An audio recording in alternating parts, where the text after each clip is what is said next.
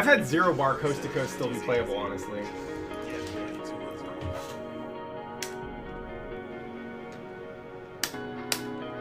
So, since we are in training mode, you may want to turn off the display on the screen. You can do that by pressing start and just turning it off like it's normal training mode. If you've already done that, then we're good.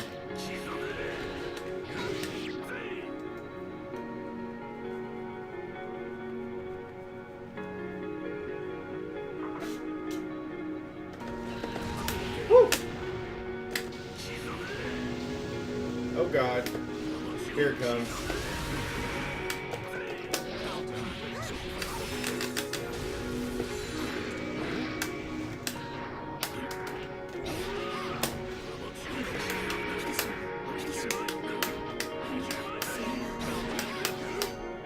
Hey.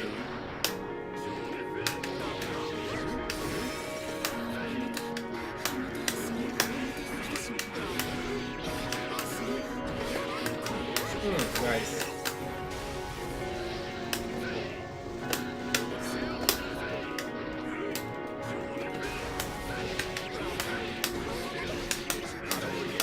Honestly, that makes perfect sense.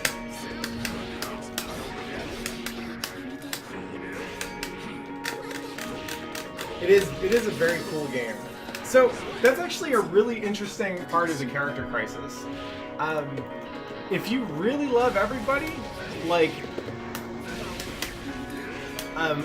picking a top tier is never a bad idea.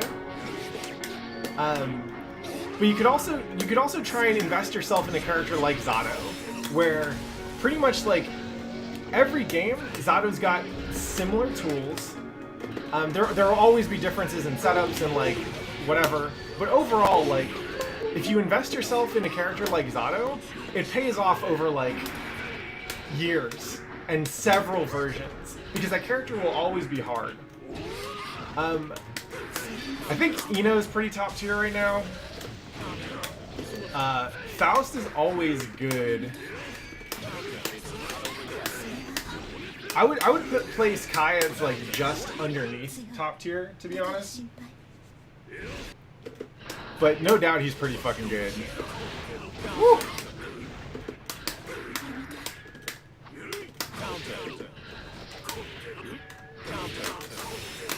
Nice.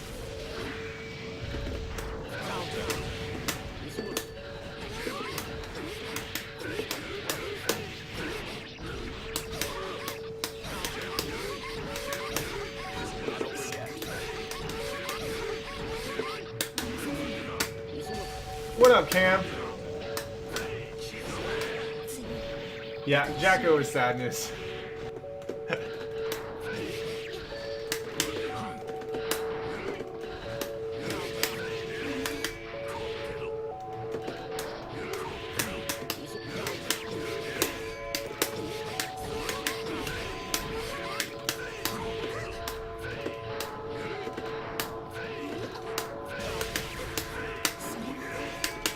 Oh, nice.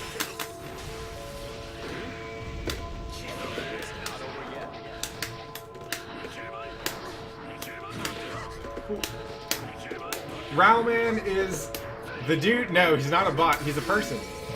And he's always like the first one here. And he's the dude who always says hi to everybody in chat. Yeah. Rowman is the MVP of this stream for sure.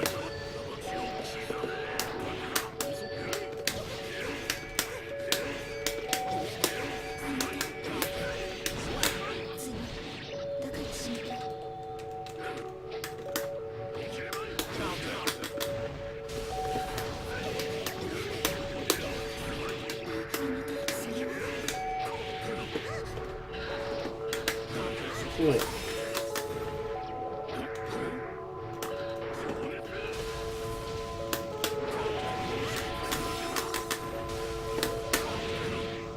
Nice.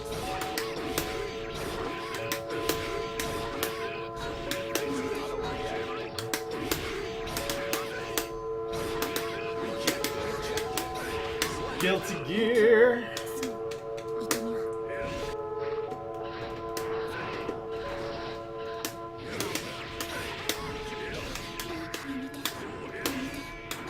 Hmm.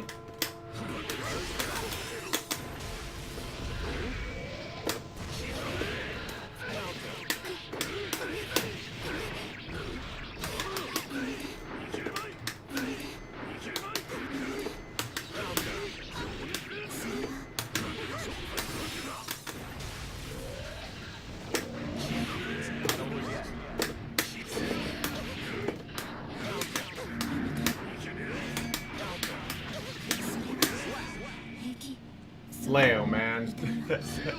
Alright, I'm gonna switch characters.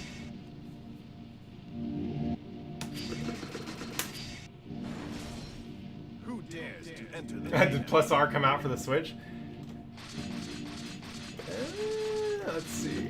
I'll play Soul. This will be good for figuring you out more.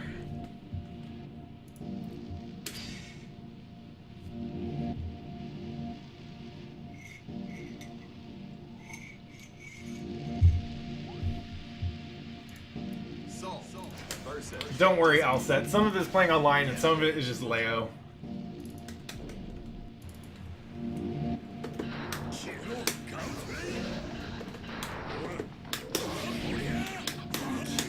What up, Graffiti Bandit? Good to see you again. Oh.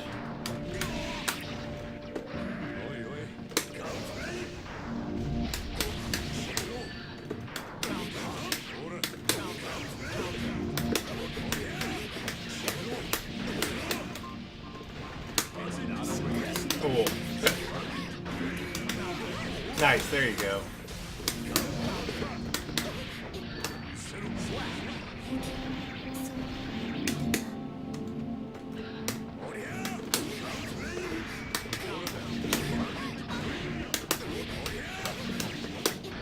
Oh no. To be honest, I will be surprised if they cut anybody in the next Guilty Gear. The reason, I'm guessing that the reason that they cut people was because they didn't want to have to remake every single character that used to be 2D into 3D, right? Like, all the XX characters stayed because they just reused the animations and everything from the last game. And that's, I'm sure they had to like cost out, yeah. They had to cost out like character development and see, is it worth spending money on making Anji when we could spend that money on a new character, right? So I doubt they're dropping anybody.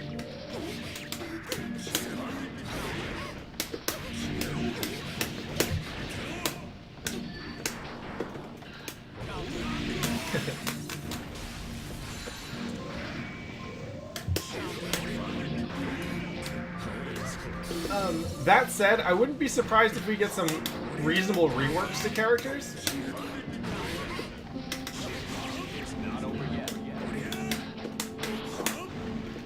Especially if the goal of the next Guilty Gear is to make this game a little bit more new player friendly. Like,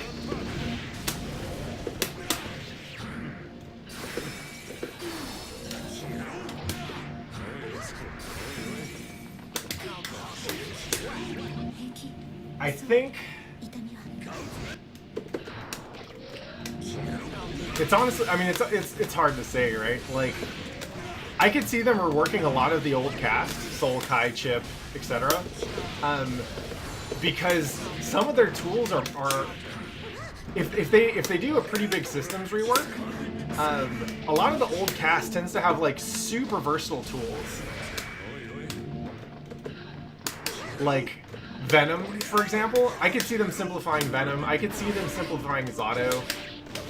Like, we already know, like, you can look at Carmine in Under Night, and he's kind of like a simpler Zato. He's Zato without the Galaxy Brain.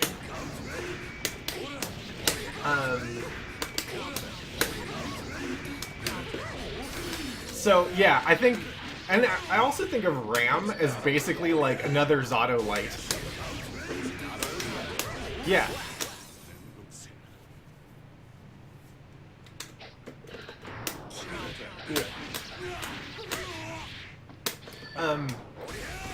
I wouldn't be surprised to see some of the more simple characters like Leo and Jam also get reworks.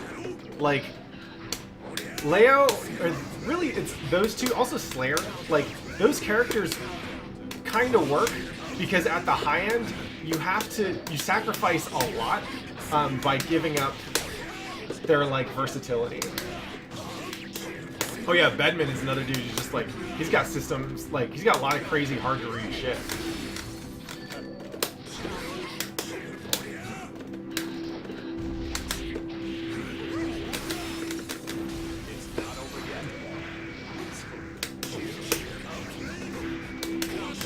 Woo.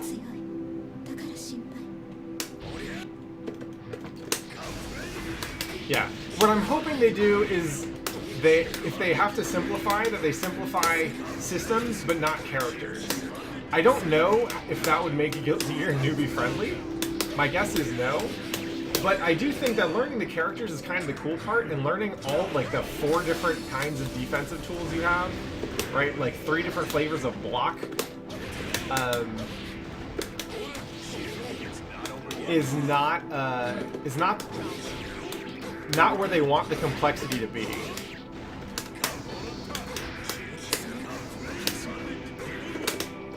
Oh.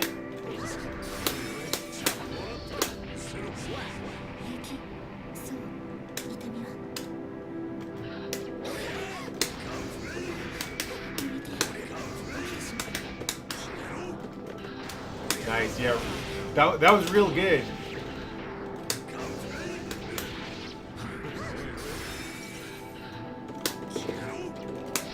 Oh.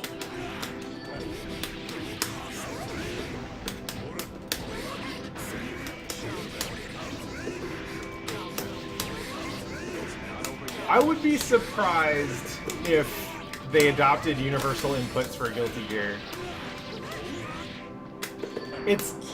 There's a lot of gameplay that comes out of the way these inputs are designed, and if they give that up, well, I mean, on the one hand, that's exactly the kind of thing they probably should give up, but it's also probably what like experienced players are going to be pretty defensive about.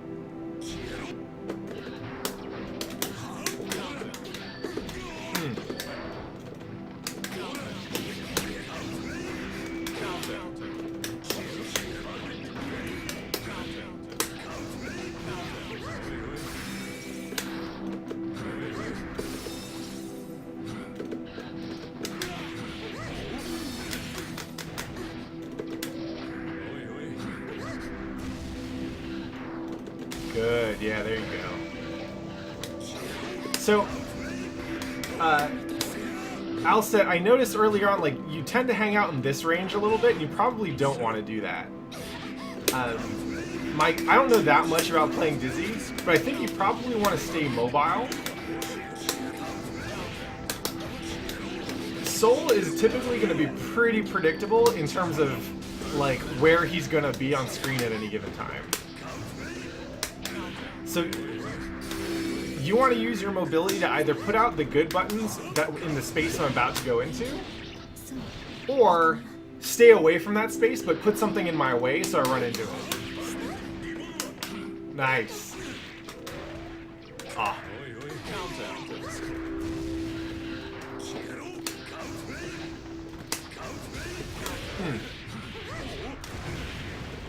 Nice. Cool.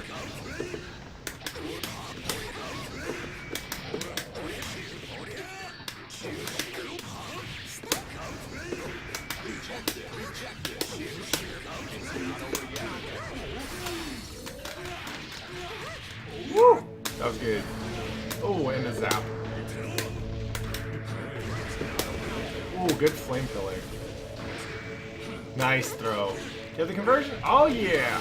Oh, you got it that time. Good shit. Ooh.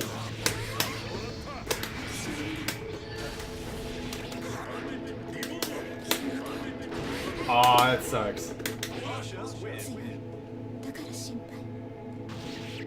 Alright, we'll call this the last one, alcett.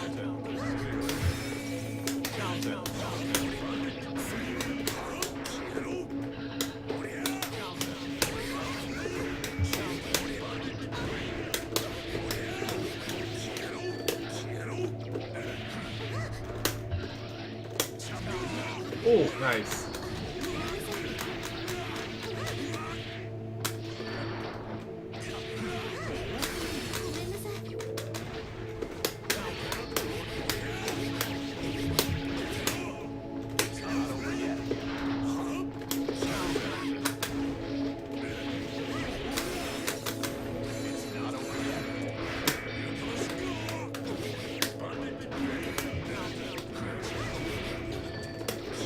Woo! Alright. So Alcett, that was some good games. So you want to stick around? We can get some more games in later. If I were you, so that was actually that was a good set to start with because it got me to learn a little bit about how you play Dizzy. One, like, yeah, lag sucks. Playing against Leo sucks. Playing against laggy Leo sucks. But in general, I'd say you were having problems controlling the space right in front of you, right? Like, as Soul, I was able to just run in and press buttons a lot. And some of that is Gunflame, but, like, you're gonna have to deal with that, right? And actually, again, as Leo too, it's like super easy to run in and press buttons. I know Dizzy doesn't have the best buttons, but you need to be able to control that space in front of you. One, because that's the quickest path to get in Dizzy's face, right? And pretty much everyone wants to be rushing Dizzy down. The second reason is, for Leo and Soul specifically, like, that is going to be the most common approach vector, right? So you either need to get better at controlling that space or get better at backing off so that when I run through that space, you can put something out. But I have to say, like, overall, like, I wasn't playing the smartest neutral, but you were managing to do pretty well in neutral, right? Like, none of those rounds were free. My guess is that you either weren't spending, well, I don't know if it's a resource consumption thing or a like an optimization thing, but I'm guessing you probably could have gotten more damage off some of those combos or kept me in the corner longer and built up my risk meter or whatever. Like, your problem wasn't landing hits. I don't think you were capitalizing off those hits so much. And as a result, I didn't feel scared about running in and trading, right? Because I felt I could feel pretty confident that I was going to get more damage out of my wins than you were going to get out of yours. So it's probably worth spending some time just like polishing up the combos, getting a better sense of how to convert off of stray hits so that I can lose less often against you. Because as it was, I felt like I could get hit like 6 or 7 times in a round and not really worry about it too much.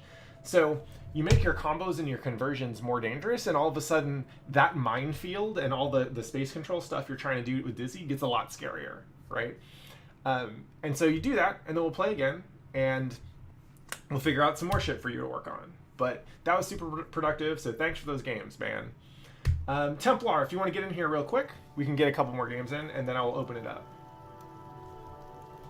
Yeah, combos are rough, and combos in 6-7 frames of lag even rougher, right? But like, that's why you got to do this shit. Also, as an aside, use the double air dash more. Like, Dizzies don't use that enough. You basically get to use that as an air footsies tool and bait out anti-airs and condition me to just not try to anti-air you. It's super cool, so you should use that more.